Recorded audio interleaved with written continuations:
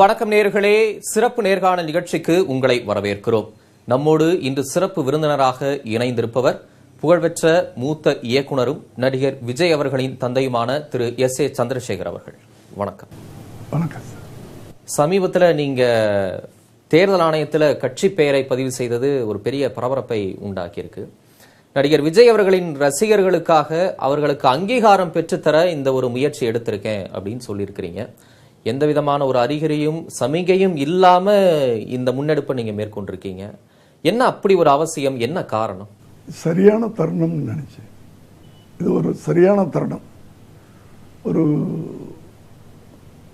இயக்கம், ஒரு அமைப்பு, அந்த அமைப்பை இன்னும் ஒரு படி மேலே போகிறோம் அங்கீகாரம் வாங்கிறது இது தகுந்த நேரம், சரியான நேரம் அப்படின்னு எனக்கு பட்டுச்சு. தகுந்த நேரம் அப்படின்னு நீங்க சொல்றதுக்கு வர சட்டமன்ற தேர்தல் ஒரு காரணமா இல்லை, அதை வச்சு பேசல. சட்டமன்ற தேர்தலே வச்சு பேசல. எங்களுக்கு அது குறியும் இல்லை. எனக்கு அது குறியும் இல்லை. அதுக்காக அதை பதியவும் இல்லை. நான் சொன்னதுக்கு பல அர்த்தங்கள் இருக்கு. அது பலருக்கு புரியும், உங்களுக்கும் புரியும் என்று நினைக்கிறேன். நீங்க சொல்றதுல இருந்து என்னோட புரிதல்ல ஏதோ ஒரு வெற்றிடம் இருக்கு. அந்த வெற்றிடத்தை நிரப்ப நீங்க முதல்ல போறீங்க, பின்னாடி நடிகர் விஜய் அவர்கள் அந்த இடத்தை நிரப்புவார் அப்படின்னு நீங்க ஒரு கணக்கு வச்சிருக்கீங்க. நான் விஜய் வருவார் அப்படின்ற கணக்கு எனக்கு இல்லை. நான் எப்பவுமே நான் என்னுடைய இயக்கம், அதில் 25 வருஷமா பாடுபட்டு இருக்க அந்த இளைஞர்கள், என்னை அப்பா அப்பான்னு கூப்பிட்டுக்கிட்டு இருந்த பிள்ளைகள், அந்த பிள்ளைங்களுக்கு ஏதாவது பண்ணிட்டு போகணும். எனக்கு இல்லை சார், எனக்கு வயசாகி போச்சு, நான் எந்த இதே இல்லை.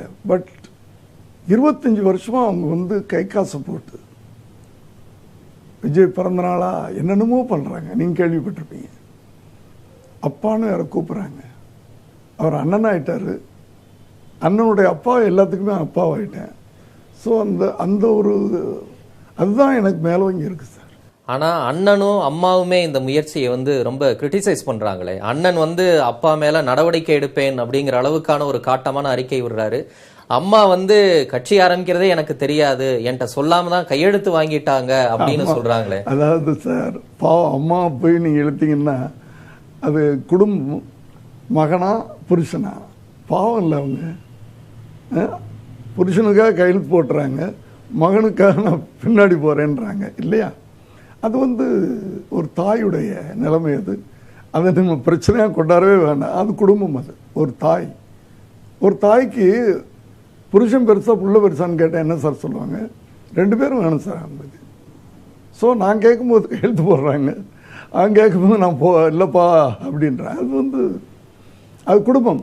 அது அவங்களை உள்ளே இழுக்க வேணாம். இல்ல, ஆனா அது பொதுவெளியில வந்துருச்சு இல்ல. இன்னைக்கு நடிகர் விஜய் அவர்கள் ஒரு உச்ச நட்சத்திரமா இருக்கிறார். அவர் அரசியலுக்கு வருவாரா மாட்டாரா அப்படிங்கிற ஒரு கேள்வியும் களத்துல இருக்கக்கூடிய நிலையில நீங்க எந்த ஒரு காரணமும் சொல்லாம வேறு ஒரு காரணத்தை சொல்லி உங்க மனைவி கிட்ட நடிகர் விஜயனுடைய அம்மாவுக்கு சொல்லி கையெழுத்து வாங்கி இருக்கிறீங்க. சொன்னாங்களே தவிர அது உண்மை அல்ல, அவ்வளவுதான்.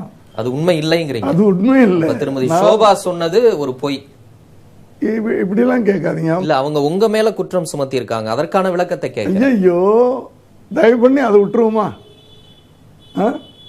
அவங்க எதையும் படிக்காம கையெழுத்து போட மாட்டாங்க. அதெல்லாம் அவங்களுக்கு தெரியும். இருந்தாலும் மகன் இல்லை அந்த பக்கம். அதனால அது இருதலை கொல்லி அன்பாக. அப்ப மகனுக்கு நீங்க கட்சி ஆரம்பிக்கிற அந்த செயல் பிடிக்கல, அதனால அம்மா மூலமா இந்த மாதிரி ஸ்டேட்மெண்ட் விட வச்சிருக்காங்க. அடிக்கடி அம்மா மூலமா தான் சார் பேசுவார் அவர்கிட்ட. எப்பவுமே அவர் பிடிக்கல, நான் ஏன் அப்பா பண்றாரு அப்படின்னு அம்மாட்ட தான் பேசுவார். அம்மா பிள்ளை சார் அவரு. அதெல்லாம் நான் ஒன்றும் மறுக்கல. நடிகர் விஜய் அவர்கள் பல ஆண்டுகளா, குறிப்பா ஒரு 5 ஆண்டுகளா உங்ககிட்ட பேசுறதே இல்லை, உங்களுக்குள்ள உறவு சுமூகமா இல்ல அப்படின்னு நிறைய செய்திகள் வருது. நீங்க அரசியல் பேச வேண்டாம் அப்படின்னு சொல்லியும் நடிகர் விஜய் அவர்கள் உங்களை மறுத்தும் தடுத்தும் நீங்க பேசிக்கிட்டே இருக்கிறது அவருக்கு பிடிக்கல, அதனால உங்ககிட்ட அவர் பேசுறதே இல்லைன்னு செய்திகள் வருது. நீங்க நம்புறீங்க அப்பா பிள்ளை பேசிக்கலன்ட்டு? அது சொன்னது உங்க மனைவியும் கூட. அவங்களே தான் சார் இந்த கொரோனா காலத்தில் 3 தரம் என்னோட வந்தாங்க வீட்டுக்கு. அப்பா பிள்ளைன்ற உறவில் எந்த விதமான விரிசலும் கிடையாது சார். பட் பொது கருத்துக்கள் பேசும்போது நான் என்னுடைய இண்டிவிஜுவாலிட்டி நான் விட்டு கொடுக்க மாட்டேன். அதே மாதிரி அவரும் இன்னைக்கு வளர்ந்துட்ட அவர் கருத்தில் நிற்பார். இதில் பிரச்சனைகள் வரத்தானே செய்யும். யாரோ ஒருத்தருக்கு அப்பா பிள்ளை 5 வருஷமா பேசலன்னு சொல்றதுல சந்தோஷம்னு நினைக்கிறேன் அவருக்கு. இல்ல, சொன்னது அவங்க அம்மா, உங்க மனைவியும் கூட தான் சொல்லியிருக்காங்க. இப்ப சொன்னேன், நாங்க 2 பேரும் 3 தரம் போனேன்னு. அப்புறம் அவங்க அப்படி சொல்லணும். அதான் அதை பத்தி இழுக்காதீங்கன்னு சொன்னேன் நான். புரிஞ்சுக்கிட்டீங்களா? பாவம் இல்ல அவங்க. சரி, அப்படி ஒரு சுமூகமான உறவு இருந்தா நடிகர் விஜய் உங்களை கூப்பிட்டே இந்த மாதிரி எதுக்குப்பா நீங்க இப்படி பண்ணீங்க, அதை பண்ண வேண்டாம்னு சொல்லியிருக்கலாம். எதுக்கு ஒரு அறிக்கை வாயிலா நடவடிக்கை எடுக்கப்படும் அப்படிங்கிற காட்டமான விஷயத்தை எதுக்கு அவர் சொல்லணும்? அப்படி பார்த்தா உங்க மேலதான் நடவடிக்கை எடுக்கணும். யாரு?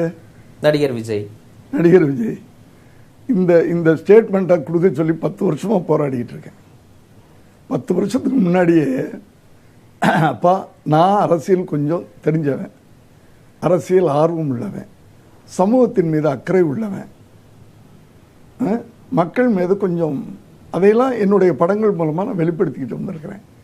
ஸோ நான் அரசியலுக்கு வரணும். எதையோ கட்சியில் சேர்றதை விட தனியாக நான் வரணும். 10 வருஷத்துக்கு முன்னாடி ஆரம்பிச்சது. நான் வர்றேன், உன்னை கேட்டால் எனக்கு அதுக்கு சம்மந்தம் இல்லை, எங்கள் அப்பா எதையோ உளறிக்கிட்டு இருக்காரு, விட்டுரு, இப்படி சொல்லுன்னு சொல்லி கொடுத்ததே நான் தான்.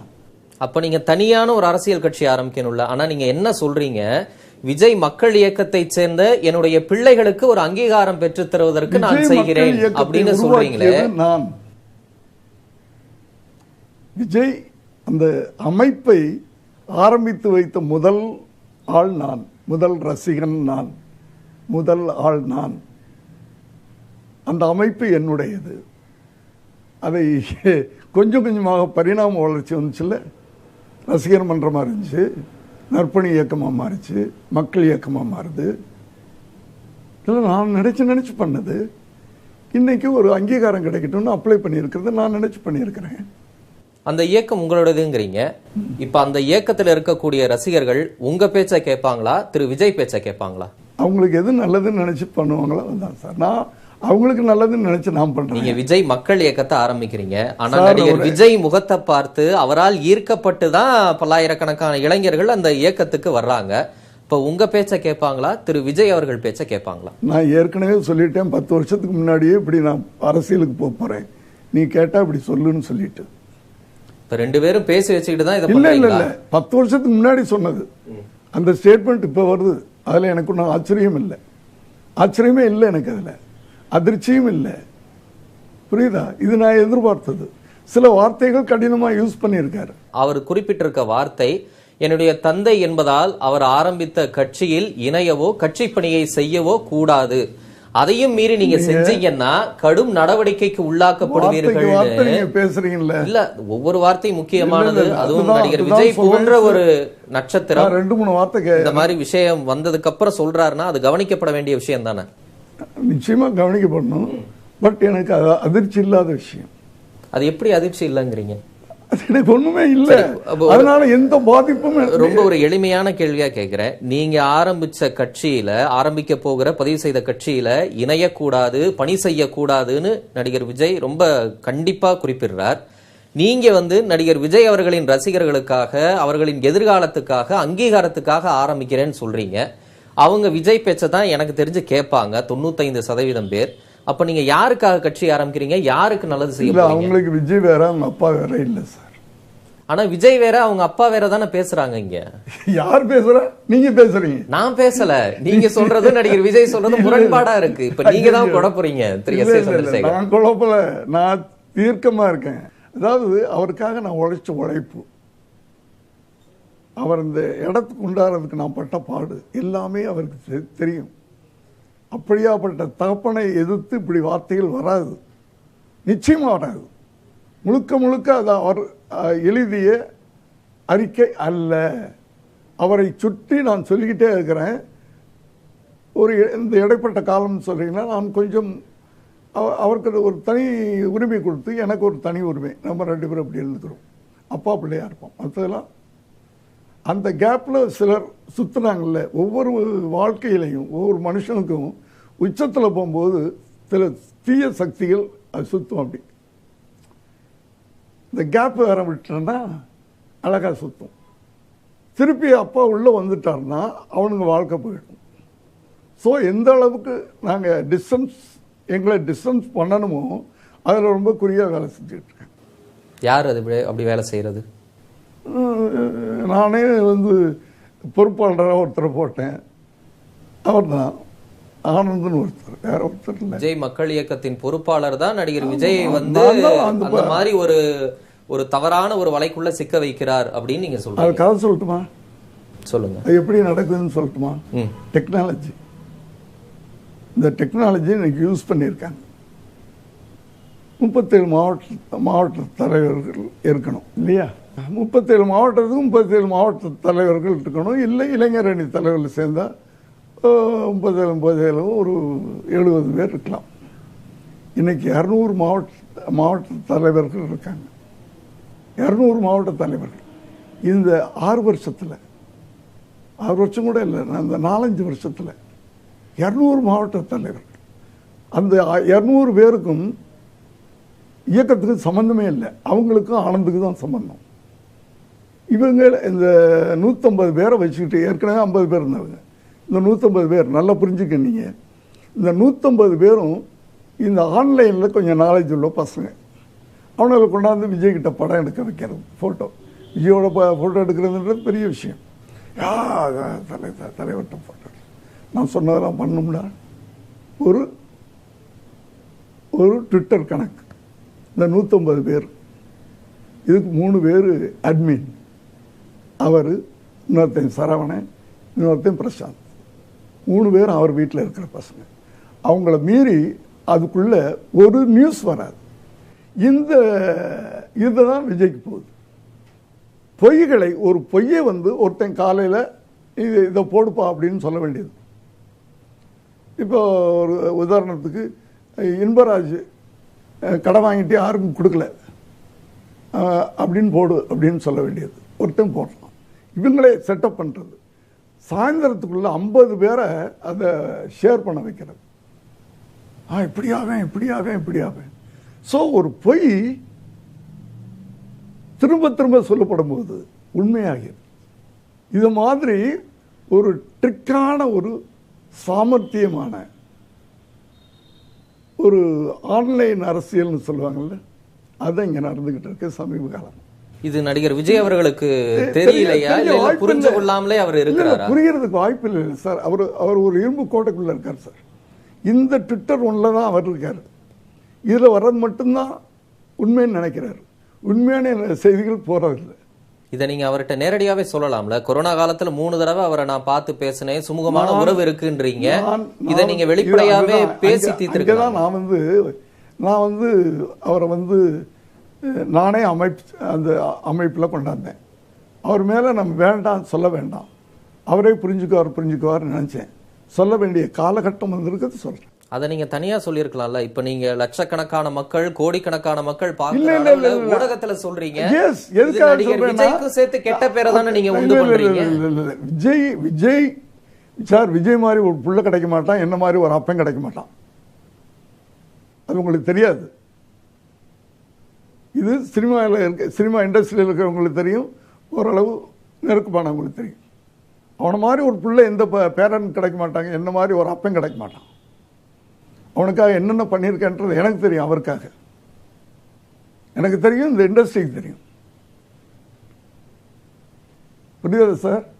அதனால் நான் இங்கே போய் நானே உருவாக்கின ஒருத்தரை பற்றி எனக்கு சமமாக அவரை நான் நினைச்சு அவர் மேலே கம்ப்ளைண்ட் பண்ணுறதுக்கு விரும்பலை. ஆனால் இப்போ பொதுவெளியில் பண்ணுறீங்கல்ல சார், இது எதுக்காக நடிகர் விஜய்க்கு வந்து ஒரு அவமானமா போயிடாதா? எதுக்காக பண்ணுறேன்னு புரிஞ்சுக்குங்க. மற்ற ரசிகர்களுக்கெல்லாம் தெரியணும். அடுத்தது விஜய்க்கே தெரியணும். விஜய்கிட்ட சொல்கிற மாதிரி தான் உங்களை சொல்கிறேன். இப்போ ஜாக்கிரதையாரு, மாட்டிக்காத, சிக்கிக்காத. நான் அவருக்கே சொல்கிறேன். ரொம்ப கண்ணிங்காக வேலை நடந்துக்கிட்டு இருக்கு, ஜாக்கிரதை. சரி, இதனால நடிகர் விஜய்க்கு என்ன ஆபத்து வரும்னு நீங்க நினைக்கிறீங்க? இன்னைக்கு உண்மையான விசுவாசிகள்லாம் வெளியே போயிட்டான் சார் அந்த அமைப்புல இருந்து. பொய்யானவங்கள உள்ள வர்றாங்க. இது விஜய்க்கு தெரியல. இப்போ இதே அப்பா வந்து உங்களை பற்றி பேட்டி கொடுக்குறாரு தப்பு தப்பா, நீங்கள் அரசியலுக்கு வர போறீங்கன்னு அப்பா பேட்டி கொடுக்குறாரு. நான் சொல்கிறதே கிடையாது. நீங்கள் கேட்டிங்கன்னா விஜய் கேளுங்கன்னு சொல்லுவேன், அது விஜய் கேளுங்கன்னு சொல்லுவேன். ஆனால் அப்பா அப்படியெல்லாம் பேட்டி கொடுக்குறாரு அப்படின்னு காலையில் ஒருத்தன் போடுவான். 100 பேர் சாயந்தரத்துக்குள்ள அப்பா அப்படிலாம் பேசக்கூடாதுங்க, நம்ம தலைவரை வந்து கேவலப்படுத்துறாரு அப்படின்னு போடுறானுங்க. ஓஹோ, அப்பா அப்படிலாம் பேசி நம்மளுக்கு கெடுக்கிறாங்களோ. ஒரு பொய்யை 10 தடவை சொன்னாவே உண்மையாயிடும், 100 தடவை சொன்னா அதையெல்லாம் விஜய் நம்புறார் சார். இயற்கை தானே சார் அது. ஒரு பொய் எப்படி உண்மையாகப்படுகிறது? ஆனா ரசிகர்கள் தரப்புல இருந்து நீண்ட காலமா ஒரு கருத்து இருக்கு. நான் இதுக்கு முன்னாடி உங்ககிட்ட சில நேர்காணல்கள் எடுக்கும்போது அதே கேள்வியை கேட்டிருக்கேன். இப்ப இந்த மாதிரியான விஷயங்கள் விவகாரங்கள் வெளிவந்ததுனால மறுபடியும் அந்த கேள்வி கேட்கிறேன். நடிகர் விஜய் சரியா தான் இருக்கிறாரு, ஆனா அவரை வந்து தவறான பாதைக்கு இன்னும் அதிகமாவே சொல்லுவாங்க, அவரை கெடுக்கிறதே வந்து அவர் அப்பா தான், அவர் தான் வந்து அரசியல் ஆசையை கொடுக்கிறது, அவர் தான் வந்து இந்த மாதிரியான தவறான வழியில நோக்கி தள்ளி விடுறதே அவர்தான் அப்படின்னு. இதுதான் இப்ப சொன்னீங்கல்ல, இதுதான் அந்த ஆன்லைன்ல வந்து வந்து வந்து வந்து விஜய் தலையில ஏறிக்குச்சு. எனக்கு ஏன் சார் ஒரு தகப்பன் வந்து பிள்ளையை கெடுக்கிறதுக்கு ட்ரை பண்ணுவானா? இல்ல நீங்க அரசியல் ஆசையெல்லாம் அவருக்கு ஊட்டி அரசியல் ஆசை எனக்கு இருக்கு, அதனாலதான் படங்கள் அந்த மாதிரி பண்றாரு, தவறான கதைகளை தேர்ந்தெடுக்கிறாரு, அவருடைய போக்கு தவறா இருக்கு. இந்த ஆன்லைன் விஷயங்களை விட்டுருவோம், மற்ற அவர் எடுக்கக்கூடிய முடிவுகள்ல நீங்க தலையிடுவது வந்து ரொம்ப அதீதமா இருக்கு, அவரை சுதந்திரமா விடுவதில்லை, எல்லா இடத்துலயும் நீங்க வந்து நுழைஞ்சு எடுக்கிறீங்க அப்படின்னு ஒரு ரூமர் பரப்பி அதான் சொல்றேன். அப்படின்னு ஒரு பொய்யை நீங்க சொன்ன ஒரு பொய்யை உண்மையாக்கிட்டாங்க. இப்போ சொன்னீங்கல்ல, அத்தனையும் பொய், அது உண்மையாக விஜய்க்கு போகுது. The matter. அப்ப நீங்க எதுவும் அவரோட விஷயங்கள்ல தலையிடுவதில்லை, அவர் அரசியலுக்கு வர சொல்லி ஐடியா கொடுக்கறது, கதைகள்ல அவர் தேர்ந்தெடுக்கக்கூடிய விஷயங்கள்ல. 10 வருஷமா சொல்லிட்டு சார், துப்பாக்கியோட சரி சார், கதைகளை செலக்ட் பண்றது கிடையாது. நான் உள்ள போறதில்லை, யார் ப்ரொடியூசர்னு நான் கேட்கறதில்லை. வீட்டுக்கு போனா எப்படிப்பா இருக்க, நல்லா இருக்கியா, எக்ஸசைஸ் பண்றியா, அது பண்றியா, இது பண்றியா, இவ்வளவுதான். அரசியல் கருத்துக்கள் எதுவும் நீங்க அரசியலை பத்தி பேசுறது இல்ல, அரசியலுக்கு வரணும்னு நீங்க சொல்றது இல்ல. நாங்க நிச்சயமா பேசுறது இல்ல. இன்னும் சொல்ல போனா அரசியலுக்கு வராதேன்னு சொல்றேன். இப்பதான் நீ வந்து நல்ல பீக்ல இருக்க, நீ என்ஜாய் பண்ண கொஞ்ச நாள், இன்னும் இருக்கு உனக்கு உயரம், சினிமாவில் இன்னும் உயரம் இருக்கிறது. தயவு பண்ணி இப்ப அரசியலுக்கு வந்துடாத. இப்ப அரசியலுக்கு வராதுன்னு சொல்றீங்களா, அரசியலுக்கே வராதுன்னு சொல்றீங்க? இப்ப அரசியலுக்கு வராதே, நான் ஓப்பனா சொல்றேன். ஆனா நான் வர்றேன், அதை சொல்லுவேன். நான் வர்றேன், என்னை கட்டுப்படுத்தாது. இப்ப நடிகர் விஜய் அவர்கள் வந்து என்னுடைய பெயரையோ புகைப்படத்தையோ தவறா பயன்படுத்தினால் கடுமையான நடவடிக்கை எடுக்கப்படும் சட்ட ரீதியா அப்படின்னு சொல்லியிருக்கிறாரு. சரி, இப்ப நீங்க வந்து அவர் பேர்ல தான் கட்சியே பதிவு செஞ்சிருக்கிறீங்க. ஆமா. உங்க மேல அவர் நடவடிக்கை எடுத்தா என்ன செய்வீங்க, என்ன உங்க நிலைப்பாடு? நீங்க எடுத்தால் எடுத்தால் எடுத்தால் எடுத்தால் எடுக்க மாட்டாரு. எப்படி உறுதியா நம்புறீங்க சார்? நான் என் பிள்ளை சார், அவரு உங்களுக்கு தானே அறிக்கையை விட்டுருக்கிறாரு. ஐயோ, நீங்க பண்ண விஷயத்துக்காக தானே அவர் அறிக்கையை விட்டுருக்காரு. ஐயோ, எடுக்க மாட்டார்னு எனக்கு தெரியும். இப்ப ஒரு கட்சியை பதிவு செஞ்சிட்டீங்க, அந்த கட்சியினுடைய நோக்கம், இலக்கு என்ன? சொல்றேன் சார், சொல்றேன். சொல்லுங்க. சொல்றேன். இப்பெல்லாம் ஒன்னே சொல்ல தெரியாது, எனக்கு சொல்ல முடியாது. குழந்தை இன்னைக்கு தான் பிறந்திருக்கு. அது எப்படி நமக்குன்னு ஒரு இலக்கு நோக்கம் வச்சுதானே கட்சியை தொடங்குவாங்க. நான் இத்தனை வருஷமா ஒரு அரசியல் கட்சி என்னென்ன பண்ணணுமோ அத்தனையும் என்னுடைய பிள்ளைகளை வச்சு பண்ணிட்டு இருக்கேன் சார். சரி, அரசியலுக்கு வராமையே அந்த பிள்ளைங்களுக்கு பண்ணிட்டு இருக்கேன், அவங்களும் பண்ணிட்டு இருக்காங்க.